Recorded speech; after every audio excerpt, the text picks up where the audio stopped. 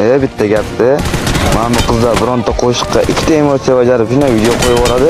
O'sha video rekka chiqib ketadi. Yoki biron yaxshiroq chiqqan videosini shunda o'ziniki qilib qo'yib yuboradi, o'sha video ham rekka chiqib ketadi.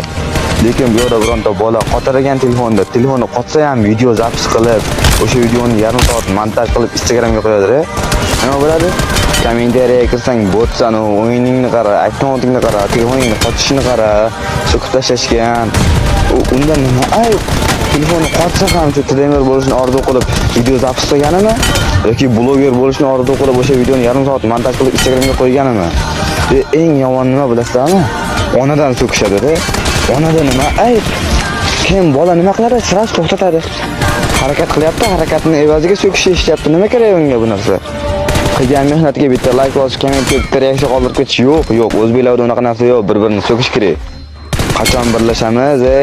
O'g'illar, bitta iltimos, propiska bosinglar, ko'paytiraylik. O'zim originalim 100 ming tana bo'lib ketsa